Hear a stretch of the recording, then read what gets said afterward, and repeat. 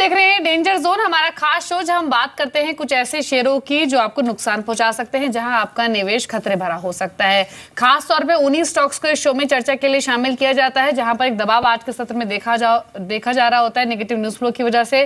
कुछ ऐसे स्टॉक्स भी बताए जाते हैं जिनकी क्वार्टरली परफॉर्मेंस इस क्वार्टर में ही खराब नहीं रही, बल्कि कई क्वार्टर से कंसिस्टेंट वीक अर्निंग्स भी रहे हैं। ब्रोकरेज हाउसेस कहां कंफर्टेबल नहीं है, और कुछ पेनी स्टॉक्स भी आपको बताते हैं जहां पर एक तेजी तो आई है, लेकिन ना तो कंपनी के फंडामेंटल्स और ना फाइनेंशियल्स ऐसे जो उस तेजी को सपोर्ट करते हैं। तो शुरुआत करते हैं डेंजर जोन की, और सबसे पहले चलते हैं साक्षी के पास और जान लेते हैं कुछ ऐसे स्टॉक्स जहां पर नेगेटिव न्यूज फ्लो की वजह से आज एक स्टीप डाउनसाइड रिएक्शन देखा जा रहा है। बताइए साक्षी, कौन से स्टॉक्स हैं और क्या खबरें हैं? शुक्रिया दीपाली। शुरुआत करेंगे आज आईटी के मेजर कंपनी टीसीएस के साथ। आज आईटी में जो सबसे गिरने वाला शेयर है वो टीसीएस ही है। देखा जाए तो पूरे ही स्पेस में आज काफ़ी नेगेटिव इम्पैक्ट देखने को मिल रहा है। कंटिन्यूएशन है ये ब्रेक्जिट शॉक का, जो कि पूरे ही आईटी स्पेस को ड्रैग करते हुए नजर आ रहा है। आपको बता दें TCS, Infosys, Wipro, HCL tech, इन सभी में आज लाल निशान में कामकाज हो रहा है। सीएलएसए ने अपनी एक रिपोर्ट जारी की है जिसमें उनका मानना है कि ब्रेक्जिट का असर सबसे ज़्यादा टीसीएस पर पड़ेगा। साथ ही bank of America, Merrill Lynch ने भी अपनी रेटिंग जो है वो 22 से घटाकर अंडर परफॉर्म की है। लक्ष्य को भी यहाँ पर टीसीएस के रिवाइज किया डाउनवर्ड, 2750 से घटाकर 2450 किया है। कहीं ना कहीं ये इम्पैक्ट आगे आने वाली तिमाहियों में भी देखने को मिल सकता है, ऐसा उनका मानना है। अगला जो शेयर होगा भारती एयरटेल का होगा। टेलीकॉम का मेजर कंपनी है, लेकिन लगातार 2 दिनों से शेयर पे गिरावट चल रही है। जो इसका मर्जर था एयरटेल का और साथ ही मलेशियन फर्म एक्सियाटा का, जो बांग्लादेश के जो ऑपरेशन है उनके मर्जर की जो डेट है वो कहीं ना कहीं पोस्टपोन होते हुए नजर आई है। पहले ये जून तक इसका विलय पूरा होना था, लेकिन अब ऑपरेशंस का विलय जो है 26 सितंबर तक टल गया है, जिसकी वजह से कहीं ना कहीं वीकनेस इस शेयर पर देखने को मिल रही है। 4 शेयर्स में से ये 2 पहले नाम होंगे मेरी लिस्ट में। श्योर। इनफैक्ट संजीव, जैसे साक्षी बता रहे थे कि TCS is largely concerns and यहाँ से लेके करेंसी हेडविंड्स टू कंटिन्यू, और स्पेशली यूके में अगर टीसीएस का एक्सपोजर देखें तो इट्स हाईएस्ट 15.8% का एक एक्सपोजर है टीसीएस का। And second stock was Bharti Airtel. दोनों ही स्टॉक्स पर आपका क्या रिकमेंडेशन है? देखिए, जैसा आपने कहा कि लाइक टीसीएस का प्रेजेंस यूरोप, टीसीएस की बिजनेस यूरोप से लाइक 15% होती है। तो देखिए, ब्रेक्जिट हुआ है, ब्रिटेन यूके से अलग हो रहा है, तो डेफिनेटली कंपनी के फाइनेंशियल्स में गोइंग फॉरवर्ड इफेक्ट तो पड़ेगा। तो यहाँ पर बेटर स्ट्रेटेजी होगी कि लाइक अगर प्रॉफिट हो रही तो यहाँ पर प्रॉफिट बुक करें, और उसके बाद let's the company financial stable, क्या इफेक्ट ओवरऑल आता है 1-2 क्वार्टर वेट करें, देन टीसीएस में फिर दोबारा निवेश करने की मेरी सलाह होगी। अगर मैं भारती एयरटेल की बात करूं तो देखिए, भारती एयरटेल एक अच्छी कंपनी है। लाइक जैसा कि आपकी सहयोगी ने बताया कि लाइक मर्जर एंड एक्विजिशन थोड़ा डेट पोस्टपोन्ड हुई है, तो इसके कारण सेंटिमेंटल इफेक्ट इसके शेयर प्राइस पे दिख सकता है। पर अगर आपका टाइम हराजन लंबी अवधि का है तो आप भारती एयरटेल में बने रह सकते हैं। आपके कमेंट्स क्या हैं टीसीएस पर? राजेश, आज एक कमजोरी स्टॉक में देखी जा रही है और स्टॉक अब 2500 के भी नीचे आ चुका है, क्या इन सबों से और करेक्ट हो सकता है? देखिए, दोनों पे मैं कमेंट करना चाहूँगा। भारती में हमने रैली देखी थी 280, जो इसने लो बनाया था 280 से लेके 380 तक का पुल बैक देखा था। As far as the weekly chart is concern, मुझे लगता है कि भारती में अपसाइड बहुत लिमिटेड है और यहाँ से एक करेक्शन ड्यू है। I am expecting Bharti to correct back to 300-310 odd level. So अगर डेफिनेटली यहाँ पे एक एग्जिट की ही कॉल रहेगी। भारती में वीकनेस है। और सेकंड इज टीसीएस। देखिए, टीसीएस में अपसाइड बहुत लिमिटेड है। मुझे लगता है 2650 और 2700 के ऊपर का यहाँ पे भाव तो दिखेगा नहीं। So it's very much clear कि ये अपसाइड अगर लिमिटेड है तो डाउनसाइड कहाँ खुलेगा। तो इसके लिए अगर हम लोग वीकली चार्ट देखें तो मुझे लगता है एक बार के लिए 2250 और 2300 का जो रेंज है, इसमें ये लेवल तक एक बार के लिए करेक्ट हो सकता है। तो one thing is for sure कि यहाँ पे लॉन्ग लिक्विडेशन प्रेशर इसको खींच के नीचे लेके जाएगा। फॉर द टाइमिंग अगर लगता है 2250 का लेवल, लेकिन अगर इंटेंस होता है तो तकलीफ होगा। तो it's better one should exit the counter. जी साक्षी, बाकी स्टॉक्स कौन से हैं आपके? 2 स्टॉक्स आपने बताया, लेकिन बाकी बचे 2 शेयर्स कौन से हैं? दीपाली, अगला नाम होगा मंदाना इंडस्ट्रीज का। And this share on every day basis is proving to be a dangerous share to be in, क्योंकि कहीं ना कहीं लगातार छठे दिन हम देख रहे हैं कि यहाँ पर शेयर पे लोअर सर्किट लगा है।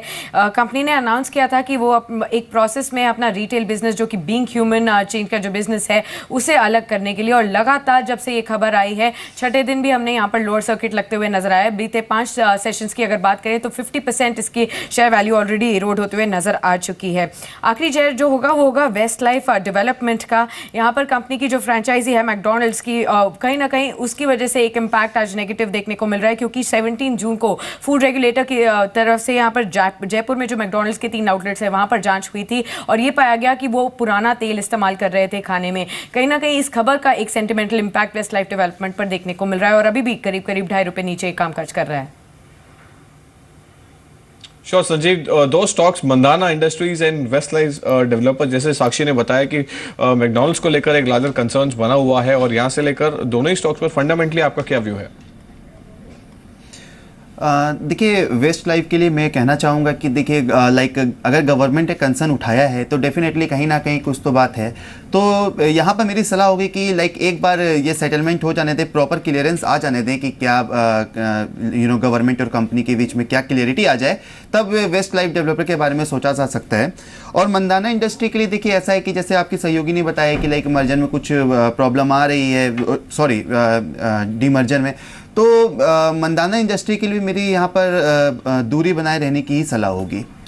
जी, तो दूर रहने की सलाह है मंदाना इंडस्ट्रीज से। कंसिस्टेंटली लोअर सर्किट पर स्टॉक है भी बीते 5 सत्रों से, और वेस्टलाइफ डेवलपर्स जहां पर 1% कमजोरी देखी जा रही है। लेकिन अब सीधे चलते हैं संदीप के पास न्यूज रूम और जान लेते हैं कि एक वो स्टॉक कौन सा है जहां पर ब्रोकर हाउसेस कंफर्टेबल नहीं है कंपनी की ग्रोथ प्रोस्पेक्ट्स को लेकर और वैल्यूएशंस को लेकर। बताइए कौन सा शेयर है संदीप जहां पर ब्रोकर हाउसेस रिड्यूस या फिर सेल की रेटिंग दे रहे हैं?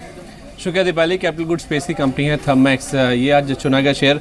निर्मल बैंक की एक रिपोर्ट आई जिसमें उन्होंने जो सेल रेटिंग है उसे बरकरार रखा है। 725 रुपये का टारगेट पहले था, अब उसे घटाकर 690 रुपीज़ किया गया है और उनका ऐसा कहना है कि मौजूदा भाव से करीब 14% के आसपास की और गिरावट आ सकती है।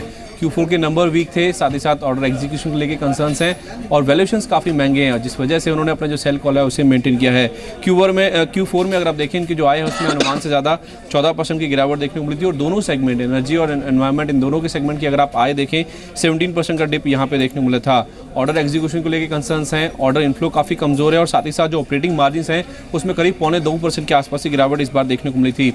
FY16 की जहाँ तक बात है तो मुनाफे में अनुमान से कम 16% के आसपास की गिरावट आई थी, क्योंकि एक तो जो अन्य आई थी वो काफ़ी ज़्यादा रही थी और साथ ही साथ जो टैक्स रेट था जो ब्रोकिंग हाउस मान के चल रहा था 31% के आसपास रहेगा, 27% के आसपास रहेगा, जिसकी वजह से मुनाफे में अनुमान से कम गिरावट देखने को मिली थी। लेकिन ब्रोकिंग हाउस का मानना है कि जिस तरह से नंबर्स ब्लीक थे, मार्जिन पे प्रेशर है और आने वाला समय खराब रह सकता है ऑर्डर इनफ्लो की जहाँ तक बात है, इस वजह से उन्होंने FY17 और 18 के लिए जो मुनाफे का अनुमान है उसमें 3 से 5% की कटौती की है और साथ ही साथ उनका ऐसा कहना है कि जिस तरह से ऑर्डर इनफ्लो वीक है और साथ ही साथ इनकी जो जेवी कंपनी है वहाँ पे घाटे की आशंका है, उस वजह से आने वाले समय में भी जो फाइनेंशियल है उसके ऊपर प्रेशर देखने को मिल सकता है।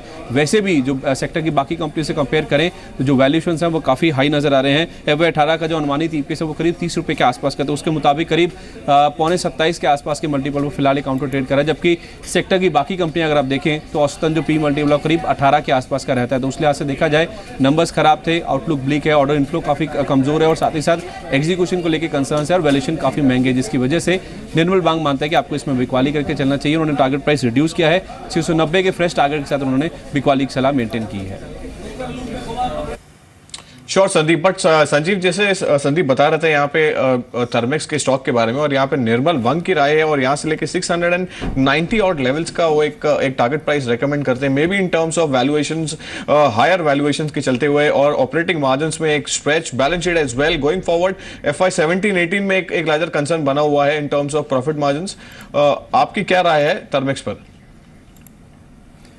देखिए लाइक जैसा कि आपके सहयोगी ने बताया कि लाइक देखिए वैल्यूएशन तो एक्सपेंसिव है नो डाउट, और लाइक अगर आप मार्जिन देखें ऑपरेटिंग मार्जिन तो वो भी काफ़ी डीप आया था। Q4 के नतीजे कोई खास थे नहीं, ऑर्डर इनफ्लो का भी यहाँ पर कंसर्न चल रहा है।